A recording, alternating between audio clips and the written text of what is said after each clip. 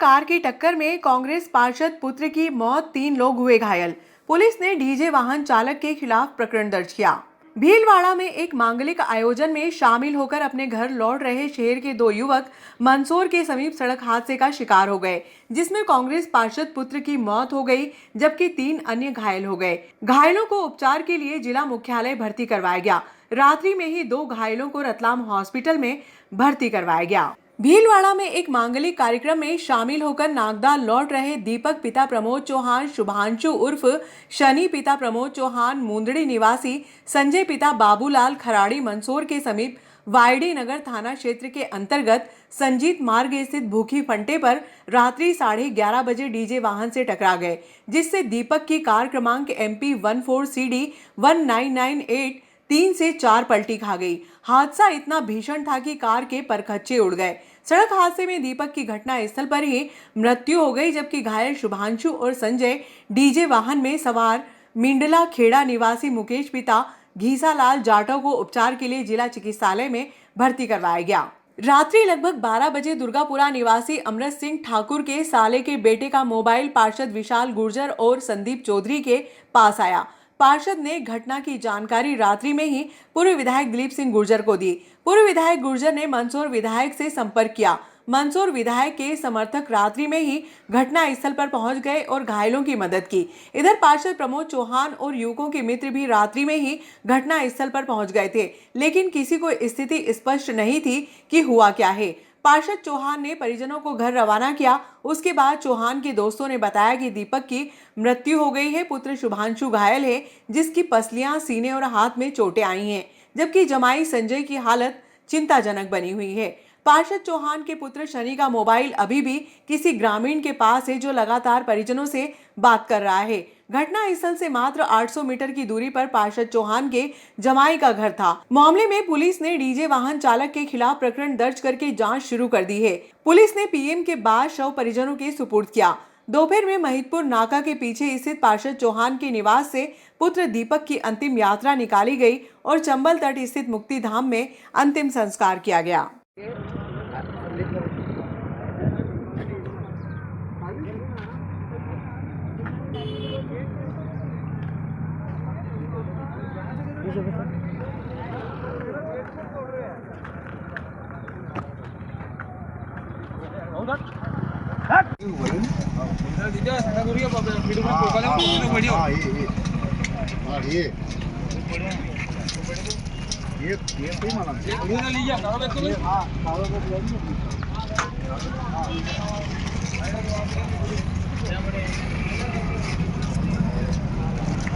Sanjeet road पे accident, जगह खेड़ी के पास में,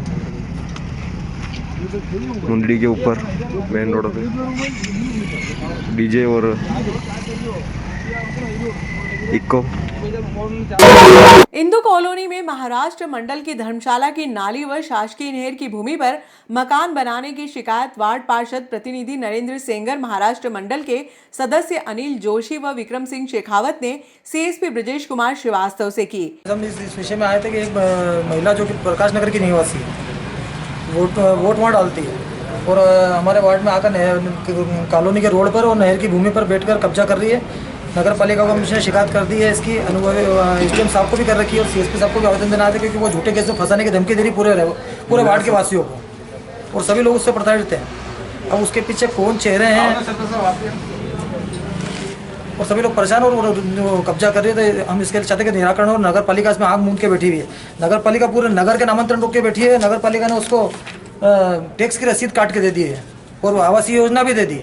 और जबकि कई ऐसे लोग हैं जो कि नगर पालिका के चक्कर लगा रहे कि उनको 2.5 लाख का लोन मिले ताकि वो मकान बना सके, और यहाँ पे नहर की भूमि को नगर पालिका ने बेच दिया एक तरीके से, बिना रजिस्ट्री, बिना पट्टे के बेच दिया और उसका 1 लाख रुपए राशि पास कर दी है। उसी राशि से वो कब्जा कर रही है। नगर पालिका आम मूंद के बैठी है। हम कब से शिकायत करके बैठे हुए हैं, सारे वार्ड के लोग। आप सबसे पूछ सकते हैं उन्हें। महिला का नाम क्या है? संगीता भाई पति सोहन और शांता भाई पति रामचंद्र, निवासी प्रकाश नगर, और उसके पति रेलवे में है। रेलवे में। हाँ। विक्रम सिंह का आरोप है कि प्रकाश नगर निवासी महिला संगीता बाई पति सोहन के द्वारा नगर पालिका में असत्य जानकारी व झूठे दस्तावेज प्रस्तुत कर इंदू कॉलोनी की शासकीय नहर की भूमि पर कब्जा कर मकान बनाया जा रहा है, जिसकी शिकायत collector Ujjain, SP Ujjain, SDM Nagda, तहसीलदार नागदा, थाना प्रभारी बिरला ग्राम नागदा, नगर पालिका अध्यक्ष व नगर पालिका सीएमओ से लेकर कार्रवाई की मांग की गई है। अभी नहर की खुदाई करवाई थी, जब नहर चालू करनी थी तो उसने सिंचाई विभाग के गिरदावल साहब को, चौकीदार को गाली गलौज भी करी थी और उसकी भी शिकायत करी हमने। और हमेशा मतलब कुछ ना कुछ नहर चालू करने वाले टाइम काफ़ी मतलब दिक्कतें आती है। उसने अतिक्रमण कर रखा है सिंचाई विभाग की ज़मीन पर। 4-5 साल से उससे परेशान है और वह अभद्रता से व्यवहार करती है सबके साथ और धमकी देती है, मैं हरिजन एक्ट में कर दूंगी, वो कर दूंगी। इस वजह से तो मरने वाले ज़्यादातर उसको मुँह ही नहीं करते कोई उनसे, लेकिन अब ज़्यादा आती हो गई और पानी ऊपर से गले के ऊपर से निकल चुका है, इसलिए हमको कार्रवाई करनी पड़ती है। उससे सब परेशान है सब, और जो है वो परेशान करते हैं। वैसे भैया को किया हुआ पहले से। क्या मामला ये था कि हमारे यहाँ पे नहर की ज़मीन पे आवास योजना नगर पालिका से आवंटित हो गई है। उसकी शिकायत हमने करी है, लिखित शिकायत भी करी है। और उस महिला का पहले भी 5 साल पहले इसने एक नल कनेक्शन करवाया था नगर पालिका के माध्यम से, उसको भी उस टाइम कटा, तत्कालीन हमारे अध्यक्ष जी थे उनने कटवाया था और गलत तरीके से उस टाइम भी उसने लिया था। और अभी भी उसने किसी न किसी गलत तरीके से उसमें नल कनेक्शन भी लिया, बिजली का बिजली भी ले ली है।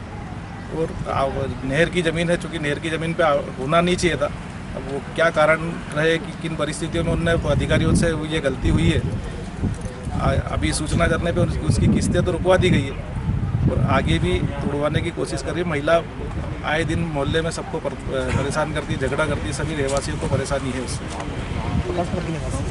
मंडल की धर्मशाला की जो नाली है, उस नाली पे उसने मकान बनाया है और जो नाली का ड्रेनेज है वो रोका गया है। ये शिकायत हमने करी है।